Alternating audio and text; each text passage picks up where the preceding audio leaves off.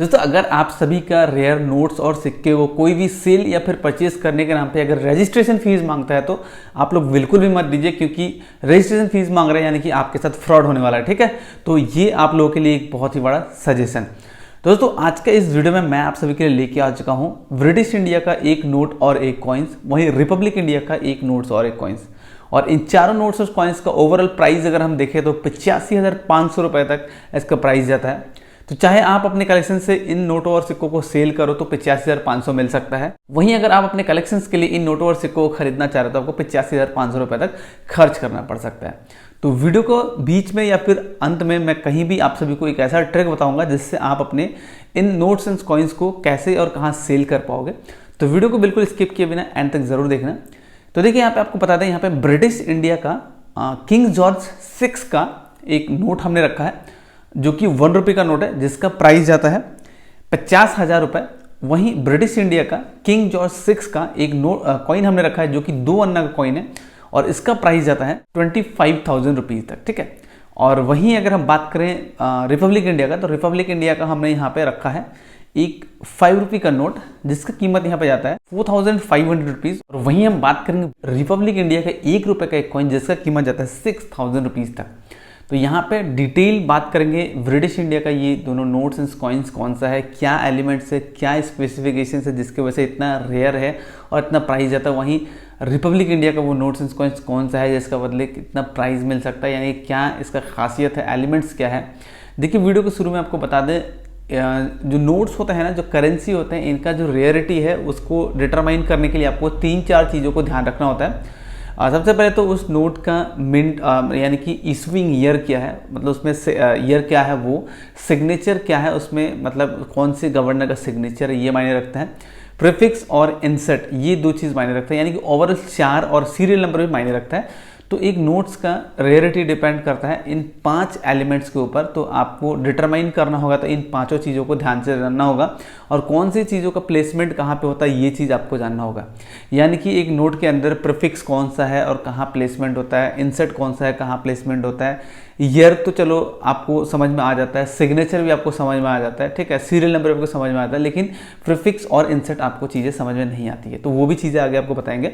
साथ ही एक कॉइन्स की अगर रेयरिटी को डिटरमाइन करना है तो उसमें खास तौर से क्या चीज़ें देखना होता है, लाइक उसका मिंटिंग ईयर कहाँ का है और मिंट कहाँ का है, ठीक है ना, यानी कि मिंटिंग ईयर कौन सा है, यानी कौन से सन में उसको मिंट किया गया था। और दूसरा हो गया आपका मिंटिंग मतलब मिंट मार्क कौन सा है, यानी कौन से मिंट में वो डाला था, कौन सा टकसाल में वो डाला था। लाइक भारत में आपको पता होगा 4 ऐसे मिंट्स हैं जहाँ पे कॉइन मिंट्स होते हैं आफ्टर, मतलब ये हो गया आपका रिपब्लिक इंडिया का कॉइन्स में, ठीक है ना। जो ब्रिटिश इंडिया कॉइन थे उसमें और भी कई सारे अलग अलग जो मिंट्स थे वो थे, लेकिन रिपब्लिक इंडिया में आपको यहाँ पे 4 मिंट्स देखने को मिलता है, like Bombay mints, Kolkata mint, Hyderabad mint और नोएडा मिंट, ठीक है ना। ये 4 जगह और चारों का अलग अलग एक निशान होता है, मार्क होता है जिसको कहा जाता है मिंट मार्क। तो ये चीज़ आपको जानना होगा, तभी जाके आप डिटरमाइन कर पाओगे कि आपका जो ये कॉइन्स है वो रेयर है या फिर कॉमन सर्कुलेशन का है। तो वीडियो में आगे बिल्कुल डिस्कस करेंगे विस्तार से, लेकिन उससे पहले न्यूमिस्मेटिक हर सही खबरों से हमेशा अपडेट रहने के लिए चैनल को सब्सक्राइब करके बेल आइकन प्रेस करिएगा, वीडियो को एक लाइक करिए, शेयर करिए अपने दोस्तों के साथ व्हाट्सएप फेसबुक के साथ ही। वीडियो के नीचे कमेंट सेक्शन में जरूर लिख सकते हैं आपसे रेयर कलेक्शन में कौन से नोट्स एंड कॉइन्स अवेलेबल है।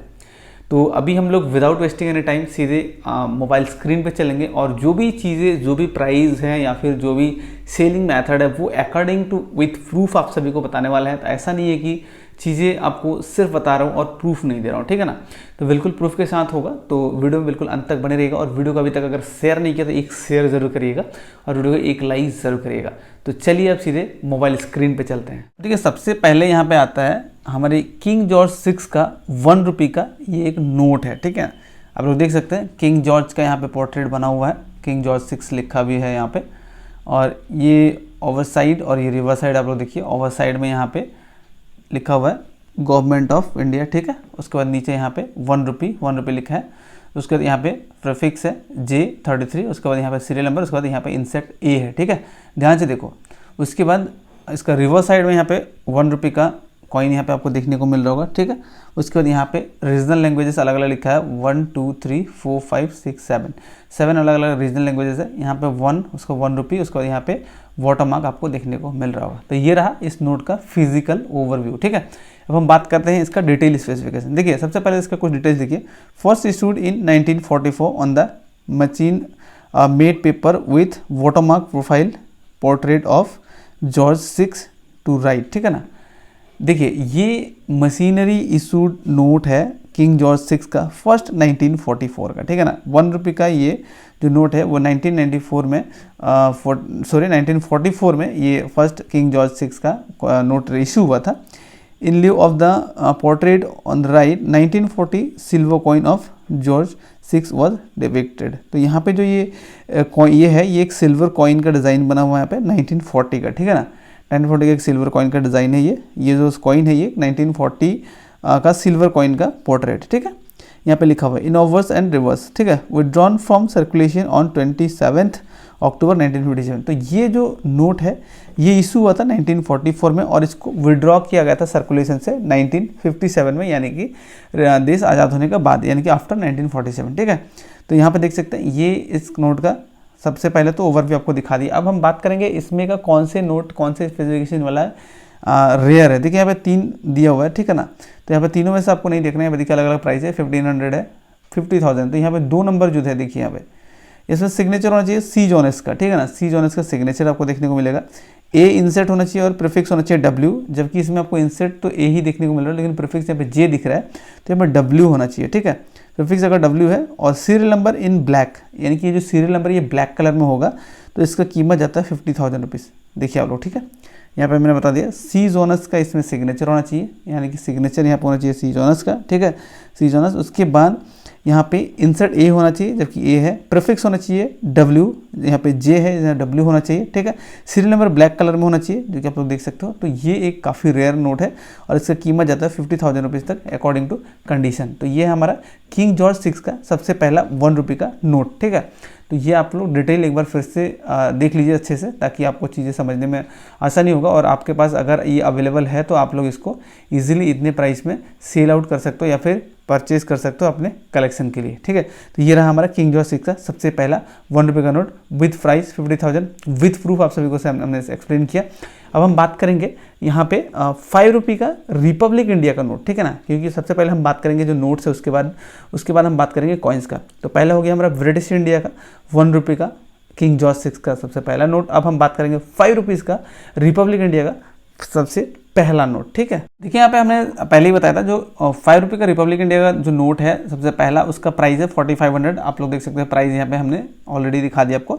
अब देखिए इस नोट्स का फिजिकल ओवरव्यू आप लोग देखिए यहाँ पे ध्यान से अगर देखोगे तो आपको चीज़ें बिल्कुल क्लियर कट आपको समझ में आ जाएगा। यहाँ पे क्या इसमें डिटेल है, क्या खासियत है, क्या क्या डिज़ाइन इसमें बना हुआ है, उसके बाद क्या इसका डिटेल लिखा हुआ है। तो आप स्क्रीन पे आप एक बार ध्यान से देखो। अब आपको स्क्रीन पे देखने को मिल रहा होगा यहाँ पे 5 रुपये का ओवर्स और रिवर्स साइड। सबसे पहले हम बात करेंगे ओवर्स साइड का, आपको दिख रहा होगा स्क्रीन पे। यहाँ पे देखिए ऊपर लिखा हुआ है रिजर्व बैंक ऑफ इंडिया। उसके बाद I promise to pay the bearer of demand the sum of 5 rupees at any office of issue, ठीक है। उसके बाद यहाँ पे इसका प्रीफिक्स है, उसके बाद यहाँ पे सीरियल नंबर दिया हुआ है, उसके बाद नीचे यहाँ पे हस्ताक्षर भी देखने को मिल रहा होगा। ये एक सैम्पल नोट है जो मैं आपको दिखा रहा हूँ। अभी हम बात करेंगे उस नोट के बारे में जो कि काफ़ी ज़्यादा रेयर है, ठीक है। तो यहाँ पे देखिए इसका इस साइड में आपको फ्रंट साइड में आपको कहीं भी अदर लैंग्वेज देखने को नहीं मिलेगा, सिर्फ और सिर्फ इंग्लिश ही आपको देखने को मिल जाएगा। तो उसके बाद नीचे 5 रुपये लिखा है, इधर इस साइड आपको वाटरमार्क विंडो और दूसरे साइड में आपको दिख रहा होगा अशोक स्तंभ। बैक साइड की अगर हम बात करें तो यहाँ पे देखिए 8 रीजनल लैंग्वेजेस देखने को मिलेगा, रिजर्व बैंक ऑफ इंडिया ऊपर लिखा है। उसके बाद यहाँ पे 5 रुपीज़ इस तरह से डिजाइन से और यहाँ पे वाटरमार्क विंडो और बीच में यहाँ पे हिरन आपको देखने को मिल जाएंगे, ठीक है। तो अभी देखिए इस नोट का फिजिकल ओवरव्यू तो आपको देखने को मिल चुका होगा। अब हम बात करते हैं इसका एलिमेंट्स, खासियत क्या है। देखिए यहाँ पे साफ साफ लिखा है all designations of the signatories are, यहाँ पे ये छोड़ते हैं हम लोग, यहाँ पे ये पढ़िए। देखिए सबसे पहले तो इस नोट में ना हस्ताक्षर होना चाहिए बी रामाराव का, यानी कि ये जो नोट है इसमें गवर्नर होना चाहिए बी रामाराव का हस्ताक्षर। 26/1/1950 में ये रिलीज़ किया गया था, यानी कि 1950 को ये रिलीज़ हुआ था। ग्रीन एंड ब्राउन इसका कलर है। 127x73 mm इसका साइज है। Front text in English only, यानी कि ये जो फ्रंट हमने बताया था इस फ्रंट में ओनली इंग्लिश लैंग्वेज को इस्तेमाल किया गया है। उसके बाद आपको यहाँ पे दिख रहा होगा सेंट्रल नंबरिंग, उसके बाद large and close numeral of 5 on the right and RBI monogram to the left of the back watermark Ashoka pillar, ठीक है ना। यहाँ पे आपको देखने को मिल रहा है, यहाँ पे 5 इस तरह से बनाया गया। उसके बाद यहाँ पे RBI का मोनोग्राम यहाँ पे देखने को मिल जाएगा, रिजर्व बैंक ऑफ इंडिया का। ये बताया गया 8 regional languages and 3 Indian antelopes यानी कि black box on the back. यहाँ पे 8 रीजनल लैंग्वेज आपको देखने को मिलेगा। वहाँ पे 3 हिरन आपको देखने को मिल जाएंगे, ठीक है। उसके बाद watermark in the body of the note 5 rupee reserve bank of India in 5 lines, ठीक है। ये इस नोट का फिजिकल ओवरव्यू है। अब हम बात करेंगे इसमें आपको देखने वाला चीज़ क्या है। सबसे पहले तो आपको इसमें सिग्नेचर होना चाहिए बी रामाराव का, रिलीजिंग ईयर होना चाहिए 1950 का, इसमें प्रीफिक्स होना चाहिए। आप देखिए यहाँ पे इशू विथ प्रीफिक्स ABCD, यानी कि यहाँ पे देखिए प्रीफिक्स लिखा है ना, issue with prefix ABCD, A, B और CD किसी भी प्रीफिक्स से अगर इशू हुआ है, ठीक है ना, तो ये काफ़ी रेयर है। और उस टाइम इंसेंट का उद्भावन हुआ ही नहीं था, यानी कि इंसेंट इस्तेमाल नहीं होता था, क्योंकि ये 5 रुपये का सबसे पहला नोट है, ठीक है। तो यहाँ पे सिर्फ प्रीफिक्स को देखा जाएगा ABCD, कोई भी प्रीफिक्स इसमें। सो सिग्नेचर बी रामाराव का और रिलीजिंग ईयर 1950। ये 3 चीज़ अगर आप फुलफिल करते हो तो ये नोट काफ़ी रेयर है और इसका प्राइस आता है 4500 रुपीज़, जो कि आपके सामने बिल्कुल यहाँ पे दिख रहा होगा, ठीक है। तो ये हमारा रहा रिपब्लिक इंडिया का 5 रुपये का सबसे पहला नोट। अब हम बात करेंगे ब्रिटिश इंडिया का, जो किंग जॉर्ज 6 का 2 अन्ना का कॉइन है, वो कौन सा है। तो दोस्तों यहाँ पे आप देखिए, हमने बताया था ब्रिटिश इंडिया का 2 अन्ना का जो कॉइन है किंग जॉर्ज 6 का, तो यहाँ पे देख सकते हैं आप लोग, ये कॉइन है एक साइड और दूसरा हिस्सा ये है किंग जॉर्ज का। यहाँ पे लोग मतलब पोर्ट्रेट बना हुआ है, यहाँ पे जॉर्ज 6 लिखा हुआ है किंग। उसके बाद यहाँ पे 2 अन्ना, ठीक है, इंडिया 1944 ये लिखा है। अब इस कॉइन की अगर हम लोग यहाँ पे देखिए जॉर्ज 6 2 अन्नास भी लिखा हुआ है। इसकी डिटेल की अगर बात करें तो मेटल इसमें इस्तेमाल था निकल ब्रास का, क्योंकि ये अलग अलग टाइम पे अलग अलग मेटल से इसको बनाया गया था। तो ये जो हम बात करेंगे निकल ब्रास वाले का बात करेंगे, वेट 5.83 ग्राम, साइज 21.40 इंटू 25.33 mm और 30 mm। उसका शेप था इसका सर्कुलर। मिंट आइडेंटिफिकेशन आप लोग देख सकते हैं, कोलकाता का होगा तो नो मिंट मार्क, बॉम्बे का होगा तो dots on either side of date, उसके बाद लाहौर का होगा तो L आपको देखने को मिलेगा, ठीक है। तो देखिए जैसे कि आपको पता होगा, हमने आपको बताया था ये जो है ये ब्रिटिश इंडिया का कॉइन है, तो ये 1947 का पहले का कॉइन है।